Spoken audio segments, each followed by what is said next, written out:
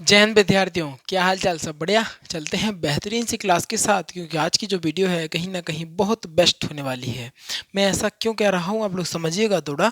कल मैंने आपको बौद्ध धर्म के बारे में महत्वपूर्ण जानकारी देने का कार्य किया था, जो कि आपके जीवन के लिए तथा आपके एग्जाम के लिए अति महत्वपूर्ण होने का कार्य कर रहा था। आपको बता दूं, कल मैंने बताया था महात्मा बुद्ध किस प्रकार अपने जीवन में आगे बढ़े। क्या रहा उनके जीवन में कि उन्हें सांसारिक जीवन को त्यागना पड़ा, सांसारिक जीवन से मोह खत्म हुआ। और उनके पिता का क्या नाम, उनकी माता का क्या नाम, उनकी पत्नी का क्या नाम, उनके पुत्र का क्या नाम, सारी चीज़ों के बारे में मैंने कल महत्वपूर्ण तरीके से आपको जानकारी देने का कार्य किया था। अब हम बात करेंगे, कहीं ना कहीं बौद्ध धर्म में हम आगे बढ़ते हुए दिख रहे हैं।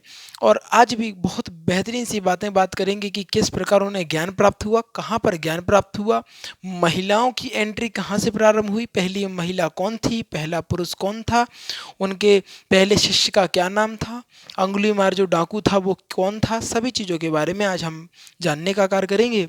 ठीक है। इसके अलावा कल हम बात करेंगे बेहतरीन तरीके से महात्मा बुद्ध के 4 सत्य वचनों के बारे में। ये मैंने लिखा हुआ है, यहाँ पर हेडलाइन डली हुई है। कल उसके बारे में भी हम बात करने का कार्य करेंगे। चलते हैं सीधा टॉपिक पर, आपका समय ज़्यादा नहीं खराब करेंगे।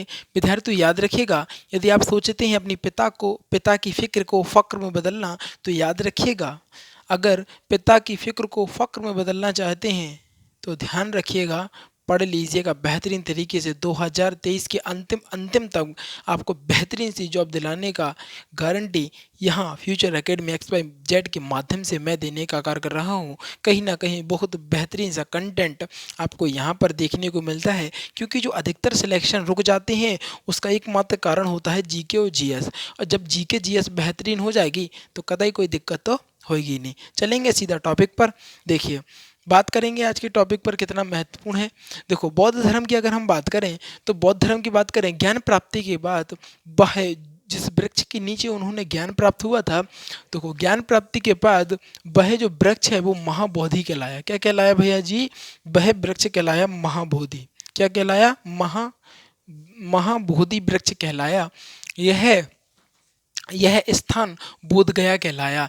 जिस वृक्ष के नीचे इन्हें ज्ञान की प्राप्ति हुई थी, उस वृक्ष को हम महाबोधि वृक्ष कहते हैं। क्या बोलते हैं? महाबोधि वृक्ष बोलते हैं। और बौद्ध धर्म में यह बहुत पवित्र वृक्ष के रूप में माना जाता है। जिस प्रकार आपको पता होगा, अपने हिंदू धर्म में पीपल के पेड़ को बहुत महत्व दिया जाता है, तुलसी के वृक्ष को बहुत महत्व दिया जाता है, उसी प्रकार महाबोधि वृक्ष को भी बहुत महत्व दिया जाता है बौद्ध धर्म द्वारा। इसके अलावा इस जिस स्थान पर इन्हें ज्ञान की प्राप्ति हुई थी, उस स्थान को बोध गया कहलाया गया, बोध गया कहा गया। इसके बाद आगे बात करेंगे हम, ज्ञान प्राप्ति के बाद इन्हें महात्मा बुद्ध कहा गया। ज्ञान जैसे ही इनको प्राप्त हुआ तो लोगों ने निक नेम नहीं होते हैं, बहुत सारे लोगों के निक नेम होते हैं, ठीक है ना। तो उसी प्रकार निक नेम के तौर पर आपको बता दें, इन्हें महात्मा बुद्ध कहा गया। क्या कहा गया? ज्ञान प्राप्ति के बाद इनको महात्मा बुद्ध कहना लोगों ने प्रारंभ कर दिया, जब इन्हें ज्ञान की प्राप्ति हो गई।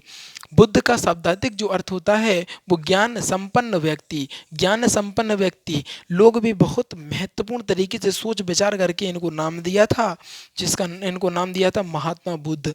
महात्मा यानी बुद्ध का जो मतलब होता है ज्ञान से संपन्न व्यक्ति। ज्ञान से संपन्न यानी उसको पूर्ण तरीके से, महत्वपूर्ण तरीके से ज्ञान हो, उसी को हम क्या बोलते हैं? बौद्ध बोलते हैं या बुद्ध बोलते हैं, ठीक है ना। उसी ये बौद्ध का यही शब्दार्थ अर्थ होता है। इसके बाद बात करेंगे, इन्होंने अपना पहला जो उपदेश है वो सारनाथ में देने का कार्य किया। इन्होंने जो अपना पहला उपदेश है कहीं ना कहीं सारनाथ में देने का कार्य किया, जो कि बहुत महत्वपूर्ण था।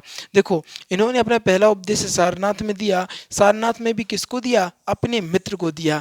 कहती नहीं है, मित्र बहुत बेहतरीन होते हैं। अगर मित्रता संगति अच्छी होती है तो जीवन कहीं ना कहीं बहुत आगे बढ़ने का कार्य करता है।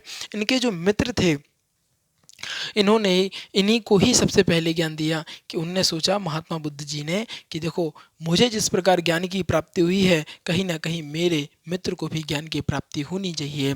अगर मैं भव से पार लगा हूँ तो अपने मित्र को भी मैं भव से पार लगाने का कार्य करूँगा, और अर्थात जनता को भी मैं सारी ज्ञान की बातें बताने का कार्य करूँगा। तो इन्होंने सारनाथ में अपना पहला उपदेश अपने मित्र को देने का कार्य किया। इसके बाद बात करेंगे, इन्होंने सर्वाधिक उपदेश कौन कौशल देश में दिए। कौन से दिए? कौशल देश में। कौशल देश की जो राजधानी थी श्रावस्ती में देने का कार्य किया, और जो कि उपदेश थे वो पाली भाषा में थे। क्या थी? पाली भाषा में। आपको बता दें सबसे पवित्र भाषा मानी जाती है पाली भाषा। पाली भाषा में देने का कार्य किया, और कहाँ पर? कहाँ पर? कौशल की राजधानी श्रावस्ती में। श्रावस्ती में कौशल की जो राजधानी है वहाँ पर इन्होंने ज्ञान, पाली भाषा में ज्ञान देने का कार्य किया।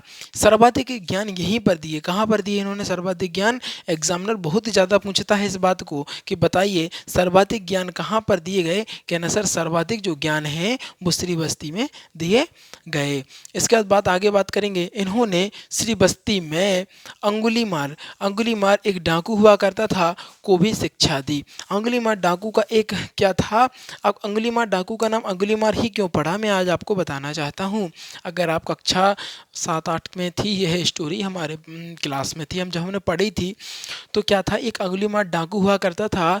वह जो करता था, क्या करता था कि जितने भी लोगों को मारता काटता था उनकी अंगुलियों की माला बनाकर अपने गले में डाल लिया करता था, इसीलिए उसको अंगुलीमार डाकू के नाम से जाना जाता था। ऐसा हुआ, जंगल से जो व्यक्ति निकलता था उसको लूटने का कार्य करता था। लूटने के बाद उनकी उंगलियों को काटकर अपने गले में डाल देता था।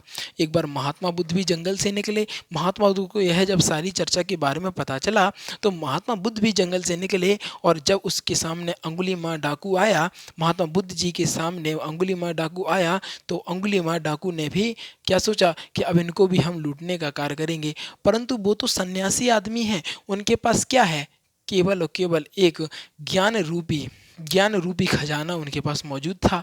उन्होंने अंगुलीमार को ज्ञान देने का कार्य किया, और जब महात्मा बुद्ध ने अंगुलीमार डाकू को ज्ञान दिया तो कहीं ना कहीं वह बहुत बेहतरीन तरीके से सुधरने का कार्य किया, और वह आगे चल के बौद्ध धर्म से जुड़ा, और बौद्ध धर्म के साथ आगे बढ़ने का भी कार्य उसने किया। इसके बाद आगे देखते हैं। महात्मा बुद्ध ने सबसे जो प्रिय शिष्य था उसका नाम था आनंद तथा उपाली। देखो, महात्मा बुद्ध का कहते नहीं है सबका एक प्रिय शिष्य होता है। हमारा, आपको बता दें, हमारे एक प्रिय स्टूडेंट हैं जिसका नाम भावना नाम है। बहुत बेहतरीन स्टूडेंट है। एक्चुअली हम बेहतरीन क्यों हैं? क्योंकि पढ़ते हैं बच्चे। देखो, जब आपको बता दूं मैं, उसको अगर कुछ भी दे दो कि नहीं भैया याद करके लाना है, तो किसी ना किसी तरीके से वो याद करके लाती है, और कहीं ना कहीं टीचर को यही बात बहुत अच्छी लगती है। जब मैं ऑफलाइन में पढ़ाता हूँ, बहुत होशियार भी स्टूडेंट है, अपनी क्लास में हमेशा टॉप रैंक पर आने वाला कार्य करती है, और हमेशा टॉप ही आती है। इसी प्रकार महात्मा बुद्ध के भी कौन थे? महात्मा बुद्ध के भी प्रिय शिष्य थे। तो पहली प्रिय शिष्य की अगर बात करें तो पहले शिष्य का नाम आनंद तथा दूसरे शिष्य का नाम उपाली था। अगर हम बात करें बौद्ध धर्म अपनाने वाली पहली महिला की बात करें, एक बार क्या हुआ, इनके शिष्यों ने कहा कि महिलाओं की भी एंट्री होना चाहिए। आनंद ने कहा, किसने? आनंद ने कहा कि महात्मा बुद्ध से कहा कि अब बौद्ध धर्म में महिलाओं की भी एंट्री होनी चाहिए।